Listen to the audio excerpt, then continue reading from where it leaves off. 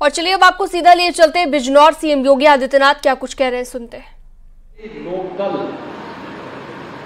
के सहयोग से भारतीय जनता पार्टी नगीना लोकसभा सीट जीतेगी। वहां से महडोर से हमारे विधायक हैं शिवम कुमार जी, लोकप्रिय विधायक हैं, जनता के बीच में रहे रहते हैं, लगातार जनहित से जुड़े हुए मुद्दों पर काम करते हैं।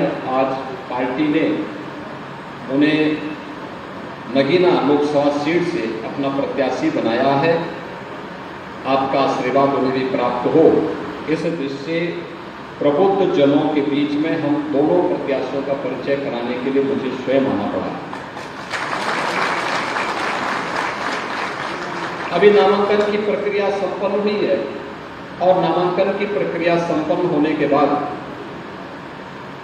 हम लोग पहले चरण में प्रबुद्ध जनों के बीच में जा रहे हैं। प्रबुद्ध जनों के बीच में जाने के साथ फिर हमारे बूथ स्तर की मीटिंगें चल रही हैं, लेकिन बूथ स्तर के सम्मेलन भी होंगे और बाद में जनसभाएं भी हमारी प्रारंभ होने जा रही हैं। प्रबुद्ध जनों के पास मैं इसलिए आया हूं क्योंकि आप समाज की ओपिनियन मेकर हैं। समाज का जो नेतृत्व वर्ग है, आप मार्गदर्शन करते हैं, आप उसे लीड करते हैं। कोई अधिवक्ता है, कोई चिकित्सक है, कोई शिक्षक है, कोई व्यापारी है, कोई हस्तशिल्पी है, कोई कारीगर है, कोई महिला सशक्तिकरण के लिए कार्य कर रहा है, कोई पर्यावरण के लिए कार्य कर रहा है। जीवन के अलग अलग क्षेत्र में कार्य करने वाला जो नेतृत्व वर्ग है, वह नेतृत्व वर्ग केवल मंच पर बैठा हुआ समुदाय ही नेतृत्व वर्ग नहीं है। ये पॉलिटिकल नेतृत्व देता है, लेकिन सामाजिक नेतृत्व अलग अलग सेक्टर में जो नेतृत्व दे रहा है, वह सामने आप सभी बैठे हुए हैं। आपकी बातों पर जनता जनार्दन विश्वास करती है। आप समाज को मोटिवेशन की ओर अग्रसर करते हैं। आप बताते हैं कि ऐसे होना चाहिए, ये होता है, और लोग उसका अनुसरण करते हैं। तो इसलिए चुनाव के अन्य कार्यक्रम हमारे प्रारंभ हो सके। हमारे प्रत्याशियों ने नामांकन किया तो मैंने कहा नहीं, सबसे पहले प्रबुद्ध जनों से हम आशीर्वाद लेते हैं।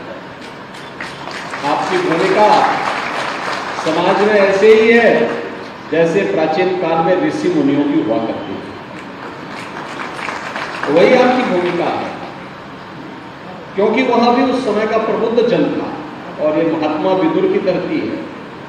तो महात्मा विदुर की धरती पर आपका आशीर्वाद हमारे दोनों प्रत्याशियों को प्राप्त हो। बहनों और भाइयों, जब मैं बिजनौर की बात देखता हूं, वास्तव में मुझे लगता है कि इस जनपद के साथ जितना न्याय होना चाहिए था उतना हो नहीं पाया। और इसीलिए आप याद करते होंगे, पहले कहा जाता था कि कोई मुख्यमंत्री बिजनौर आएगा तो उसकी छुट्टी तय है। मैंने कहा देखो, मैं बिजनौर जाऊंगा जरूर,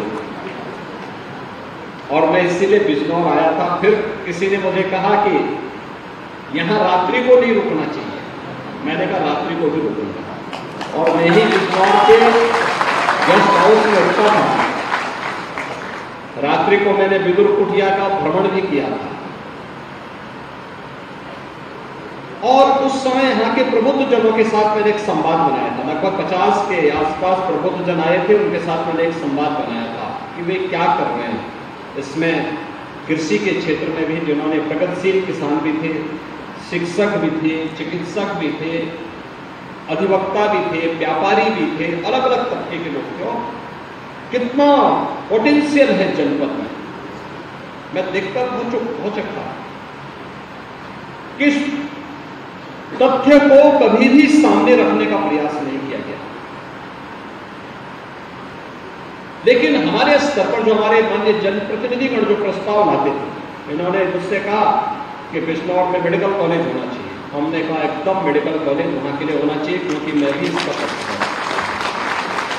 इतना बड़ा जनपद, मेडिकल कॉलेज नहीं, हम लोग आए और हमने आपकी विरासत के साथ जोड़ते हुए भारत की दिखे, क्योंकि बिजनौर की जब हम बात करते हैं तो बिजनौर केवल बिजनौर नहीं है, यह भारत के इतिहास की भूमि है।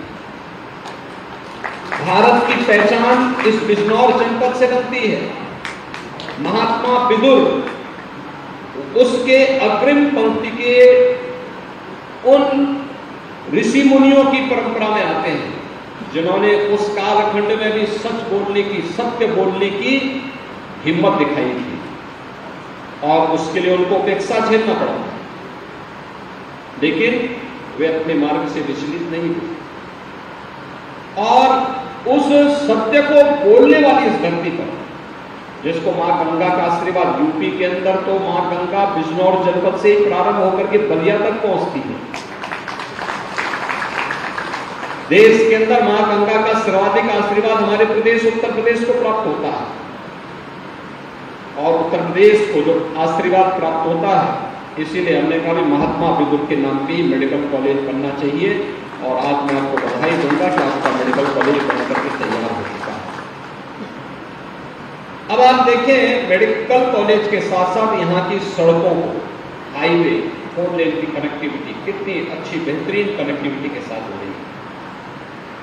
यहां पर अन्य हर एक सेक्टर में यहां की ओडीओपी आज एक नई पहचान बना रही है और उस पहचान को बनाए रखने के लिए ही आज हम सब एक बार फिर से आपके पास आए हैं। याद रखना, हम प्रबुद्ध जनों की कुछ कमियां होती हैं जो चंदन चौहान ने भी कही अपनी भाषण में कि हम लोग बड़ी बड़ी बहस कर लेते हैं, चर्चा कर लेते हैं, ऐन वक्त पर हम लोग आलसी हो जाते हैं, वोट डालने नहीं जाएंगे, लोगों को बताएंगे लेकिन स्वयं पीछे हटेंगे और आपका तो पहले ही चरण में मतदान होना है, इसलिए पहले स्वयं मतदान करना और औरों को भी मतदान करने के लिए तैयार करना, ये जरूर पहला काम के लिए होना है। दूसरा, अपने वोट की कीमत को पहचानना और लोगों को उसके लिए तैयार करना। याद करिए, आपका वोट अन्य लोगों के साथ में जाता था तो बिजनौर अपनी पहचान के लिए मोहताज होता था। आपका वोट सही दिशा में गया तो विरासत भी और विकास का भी एक बेहतरीन उदाहरण महात्मा विदुर मेडिकल कॉलेज के रूप में बिजनौर वासियों को प्राप्त हो गया। यानी हर एक स्तर पर कैसे परिवर्तन देखने को मिला है, यह आज हम सब यहां पर देख सकते हैं। यानी एक वोट की कीमत क्या होती है, गलत हाथों में वह वोट जाता है तो अराजकता फैलती है और सही दिशा में जाता है, सही पार्टी को जाता है तो वह देश को एक नई ऊंचाई की ओर लेकर के आपकी आस्था का सम्मान कर देता है। आप मुझे बताइए कि अगर मोदी जी के नेतृत्व में सरकार नहीं होती और केंद्र और राज्य में सरकार नहीं होती तो क्या अयोध्या में रामलला का भव्य मंदिर का निर्माण हो पाया होता क्या? आप मुझे बताओ, मोदी जी प्रधानमंत्री हैं तो देखो उत्तर प्रदेश का गौरव भी किस रूप में बढ़ता। अभी चौधरी साहब को भारत रत्न के सम्मान से सम्मानित किया गया। चौधरी साहब को यह सम्मान बहुत पहले मिल जाना चाहिए था, बहुत पहले मिल जाना चाहिए था। भारत की नब्ज को अगर भारत के किसी राजनेता ने उस कालखंड में सही तरीके से पहचाना था तो वह नाम था चौधरी चरण सिंह जी का, जिन्होंने कहा था कि भारत की प्रगति का मार्ग देश के खेतों और खलिहानों से होकर के जाता है। अन्नदाता किसान, जिस देश में 70 से लेकर 75% आबादी खेती बाड़ी पर निर्भर करती हो, वो किसान सरकार के एजेंडे का हिस्सा नहीं था। और पहली बार हुआ कि प्रधानमंत्री मोदी जी ने चौधरी साहब के सपने को साकार करने के लिए अपने एजेंडे का हिस्सा, शासन के एजेंडे का हिस्सा अन्नदाता किसानों को बनाया। और जब उसके परिणाम आने प्रारंभ हुए तो भारत मरणोत्तर का सम्मान चौधरी साहब को भी देकर के चौधरी साहब के माध्यम से न केवल पश्चिमी उत्तर प्रदेश बल्कि पूरा उत्तर प्रदेश गौरवान्वित है, क्योंकि चौधरी साहब का संबंध उत्तर प्रदेश से था और उत्तर प्रदेश के मुख्यमंत्री के रूप में भी उन्होंने देश को अपनी अमूल्य सेवाएं दी। इसलिए मैं आज के इस अवसर पर आप सबको इस बात की भी बधाई देता हूं, प्रधानमंत्री मोदी जी के प्रति आभार व्यक्त करता हूं कि चौधरी साहब को उन्होंने भारत रत्न का सम्मान देकर के न केवल पश्चिमी उत्तर प्रदेश को और किसानों को बल्कि पूरे उत्तर प्रदेश के गौरव को बढ़ाने का काम किया है। इसके लिए हम सब उनके प्रति आभारी हैं। मैं जो कह रहा था कि एक वोट प्रदेश को और देश को अराजकता की ओर भी ले जाता है जब गलत हाथों में जाता है, लेकिन जब सही पार्टी को जाता है तो वही वोट देश की तकदीर और तस्वीर को बदल कर रख देता है। क्या हालत थी 2014 के पहले देश की, कहां जा रहा था ये देश? अविश्वास था, देश की सीमाएं सुरक्षित थी, दुनिया के अंदर भारत की छवि बहुत खराब थी, भारत के पासपोर्ट की कोई कीमत नहीं रह गई थी, विकास के कार्य ठप से पड़ गए थे। कॉमनवेल्थ गेम्स दिल्ली में हुआ था और गेम्स संपन्न हो गए, तब तक कार्य पूरे नहीं हो पाए थे, व्यापक भ्रष्टाचार फैला था और उस समय किस किस प्रकार की जांचें बैठी थी, कौन नहीं जानता इन बातों को। लेकिन गलत हाथों में जनता ने नेतृत्व दिया था तो उस समय दुर्गति हो रही थी। 2014 का भारत वैश्विक मंच पर भारत का सम्मान बढ़ा है, देश की सीमाएं सुरक्षित नहीं है। क्या आज भी क्या कोई भारत की सीमा में घुसपैठ करने का दुस्साहस कर पाएगा? क्या नहीं कर सकता। कश्मीर में धारा 370 समाप्त हो गई। हम बचपन से नारा लगाते थे, भाजपा के लोग और जनसंघ के लोग नारा लगाते थे, एक देश में दो प्रधान, दो विधान, दो निशान नहीं चलेंगे। हम नारा देते थे, जहां बलिदान हुए मुखर्जी वो कश्मीर हमारा है। डॉक्टर श्यामा प्रसाद मुखर्जी ने कश्मीर के लिए अपने आप को बलिदान किया और पहली बार 1952 के बाद पहली बार कश्मीर में, क्योंकि कश्मीर में धारा 370 देश के अंदर उग्रवाद और आतंकवाद का कारण भी थी और हमारे सुरक्षा बलों के जवानों पर पत्थरबाजी के माध्यम से उन्हें चोटिल करने का काम भी करती थी। एक झटके में मोदी जी के नेतृत्व में केंद्र की सरकार ने धारा 370 को समाप्त किया, पत्थरबाजी भी समाप्त हो गई, आतंकवाद भी हमेशा के लिए समाप्त हो गया। कश्मीर से धारा 370 हटने का मतलब एक देश में एक विधान होगा, एक प्रधान होगा, एक निशान होगा। एक प्रधान एक निशान का भाव जिस प्रभावी ढंग से देश के अंदर लागू हुआ है, आज हम सबके सामने है। आराम से बैठो भैया, कोई बात नहीं। अरे अच्छा है आप चुनाव नहीं लड़ रहे हैं, नहीं तो कुर्सी चुनाव लड़ते समय कुर्सी पूरी होती तो लोग बड़ी बात करते हैं। लेकिन धारा 370 समाप्त हो गई, अयोध्या में आस्था का सम्मान हो गया। गलत हाथों में वोट जाता है तो कर्फ्यू लगता है और सही हाथों में जाता है तो कावड़ यात्रा भी निकलती है।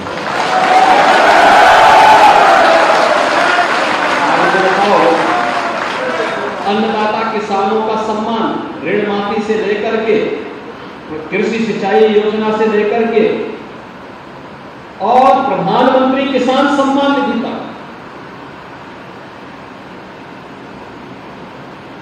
गन्ना मूल्य का भुगतान हो या फिर धान और गेहूं का क्रय। पहले बिचौलिए लेते थे, किसान देखता रह जाता था। आज एमएसपी से ज्यादा दाम अन्नदाता किसान को मार्केट में प्राप्त हो रहा है। और हम भी इस बात को कहते हैं, हाँ, जहां किसान को लाभ हो, किसान को अपनी फसल बेचनी चाहिए। यानी सही दिशा में सरकार चलती है। एक वोट देश के विकास को अवरुद्ध भी कर सकती है, आतंकवाद और अलगाववाद को बढ़ाती भी है, और वोट सही हाथों में जाता है, देश की तस्वीर और तकदीर को भी बदल करके रख देता है। और इसी के लिए आपसे अपील करने के लिए आपने कमोबेश दोनों सभी लोगों को देखा है। समाजवादी पार्टी को भी, बहुजन समाजवादी पार्टी को भी प्रदेश के अंदर शासन करते हुए देखा है, और कांग्रेस ने तो लंबे समय तक देश के अंदर शासन किया। आपने इन सबके कार्यकाल को देखा है, इसलिए कोई ये नहीं कह सकता कि साहब हमें मौका दीजिए। आज तो आपके पास एक अवसर है कहने के लिए कि भाई सबको अवसर मिला और सबसे अच्छा कार्यकाल मोदी जी का। आपको देखो कितना मोदी की गारंटी आज देश के अंदर छा रही है। मोदी की गारंटी का मतलब 12 करोड़ अन्नदाता किसान को, 12 करोड़ अन्नदाता किसान को प्रधानमंत्री किसान सम्मान निधि का लाभ, 4 करोड़ गरीबों को सिर ढकने के लिए प्रधानमंत्री आवास योजना की सौगात, 80 करोड़ गरीबों को देश के अंदर और अकेले उत्तर प्रदेश में 15 करोड़ गरीबों को फ्री में राशन की सुविधा का लाभ, 12 करोड़ गरीबों को देश के अंदर आयुष्मान भारत में 5 लाख रुपए की स्वास्थ्य बीमा का कवर, 10 करोड़ गरीबों को प्रधानमंत्री उज्ज्वला योजना में फ्री में रसोई गैस का सिलेंडर, 12 करोड़ गरीब परिवारों को एक शौचालय की सौगात, पीएम विश्वकर्मा योजना के अंतर्गत लाखों हस्तशिल्पियों को प्रशिक्षण के साथ साथ उन्हें टूल किट उपलब्ध करा करके सरकार की सहायता के साथ जोड़ना। यानी मोदी की गारंटी देश के अंदर बिना भेदभाव के देश के हर नागरिक के जीवन को सम्मान और स्वाभिमान के साथ आगे बढ़ाने की गारंटी है, सुरक्षा की गारंटी है, समृद्धि की गारंटी है। और हम लोग इसीलिए कहते हैं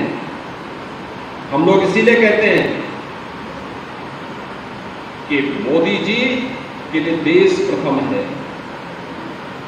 कुछ लोगों के लिए अपना परिवार महत्वपूर्ण होगा, लेकिन मोदी जी के लिए 140 करोड़ का भारत ही उनका परिवार है।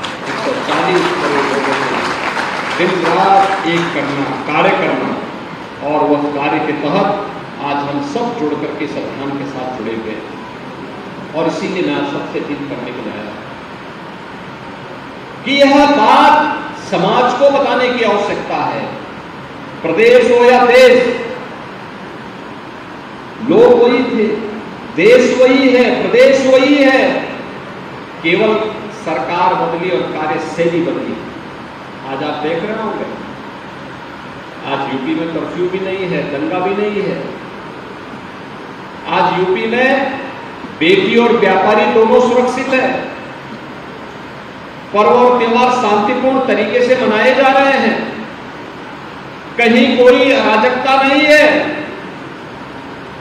अयोध्या धाम में आप देख रहे होंगे, और काशी में, काशी विश्वनाथ धाम में अब तक 2 करोड़ लोगों ने पिछले 2 महीनों के अंदर दर्शन कर लिया। उत्तर प्रदेश में पहले लोग नहीं आना चाहते थे, आज पूरा देश आने के लिए आपको दिखाई दे रहा है। प्रतिदिन अयोध्या में 1 लाख, 1.5 लाख, 2 लाख तक श्रद्धालु आ रहे हैं दर्शन करने के। ऐसे ही काशी में भी इतने लोग प्रतिदिन आ रहे हैं। अनुमान करिए, जहां पहले कोई नाम सुन के डरता था, आज लाखों की संख्या में आ रहे हैं लोग, दर्शन कर रहे हैं, सुरक्षित माहौल में वापस जा रहे हैं। व्यापारी का व्यापार फल फूल रहा है, पूरी मजबूती के साथ अपने कार्यक्रम को आगे बढ़ा रहा है। और इसी में मोदी जी ने भी संकल्प किया है, विकसित भारत। मोदी जी का संकल्प है विकसित भारत की परिकल्पना को साकार करना, उस संकल्पना के साथ हर भारतवासी को जोड़ना। विकसित भारत बनेगा जब उत्तर प्रदेश विकसित होगा, और उत्तर प्रदेश तब विकसित होगा जब केंद्र में भी और प्रदेश में भी एक जैसी सरकार होगी। और उत्तर प्रदेश के विकास के लिए क्या है? विकसित उत्तर प्रदेश के लिए विकसित बिजनौर भी चाहिए, और विकसित बिजनौर के लिए चंदन चौहान भी और ओम कुमार का भी विजयी होना आवश्यक है। तभी बेहतर और बेहतर कनेक्टिविटी होगी, मेडिकल कॉलेज की सुविधा और बढ़ेगी, उद्योग खुलेंगे, नए निवेश आएंगे, रोजगार का सृजन होगा, नए संस्थान बनेंगे, और यहाँ की पुरातन पहचान को उपलब्ध कराने में हमें मदद मिलेगी। और आज इसी के आह्वान के साथ मैं आपके बीच में आया हूँ। अभी परसों 31 को प्रधानमंत्री जी मेरठ में आ रहे हैं, बिजनौर के भी हमारे कुछ कार्यकर्ता वहाँ पहुँचेंगे, हमारे प्रत्याशीगण भी वहाँ पहुँचेंगे, एनडीए की सभा का शुभारंभ करेंगे, और फिर हम लोग भी बड़ी बड़ी चुनावी सभाओं के लिए जनपद में भी आएंगे, आपके बीच में आएंगे। आपसे भी मैं अपील करूंगा, आपके स्तर पर यह माहौल अभी से बनना प्रारंभ हो, और जो देश की आवाज बन चुकी है कि फिर एक बार मोदी सरकार का पूरे देश के अंदर एक ही आवाज है कि फिर एक बार मोदी सरकार के तीसरे कार्यकाल के लिए, वो हमारे लिए इसलिए महत्वपूर्ण है क्योंकि मोदी जी के तीसरे कार्यकाल में पहले 3 वर्ष के अंदर ही भारत दुनिया की तीसरी बड़ी अर्थव्यवस्था बनने वाला है। भारत का दुनिया की तीसरी बड़ी अर्थव्यवस्था के रूप में स्थापित होने का मतलब हर एक नागरिक के जीवन में व्यापक परिवर्तन, उसकी प्रति व्यक्ति आय में वृद्धि, सुविधाओं में बढ़ोतरी होगी, गरीब कल्याणकारी योजनाएं और तीव्र गति से आगे बढ़ेंगी, व्यापारी का व्यापार खुलेगा, नौजवान के लिए आजीविका के नए अवसर आएंगे, सुरक्षा का और भी बेहतर वातावरण देश के अंदर पैदा होगा।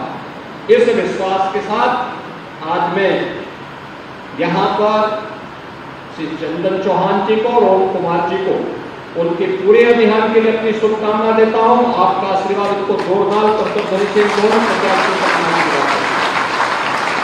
और विश्वास व्यक्त करता हूँ कि जो टीम भारतीय जनता पार्टी और लोकदल ने बनाई है, जयंत जी के साथ भी हमारे पदाधिकारियों की बैठक हुई है, एक संयुक्त टीम बना करके ये मान करके चलना होगा कि बिजनौर लोकसभा सीट में हर एक भाजपा के कार्यकर्ता को, लोकदल के कार्यकर्ता को चंदन चौहान बनना पड़ेगा, और नगीना में भाजपा और लोकदल के हर कार्यकर्ता को ओम कुमार बनना पड़ेगा। और इसके लिए आह्वान करने के लिए आए हैं। चुनावी सभाएं संयुक्त रूप से होंगी, संयुक्त कार्यक्रम होंगे, और संयुक्त अभियान चल करके हमें विजयश्री का वर्ण करना है।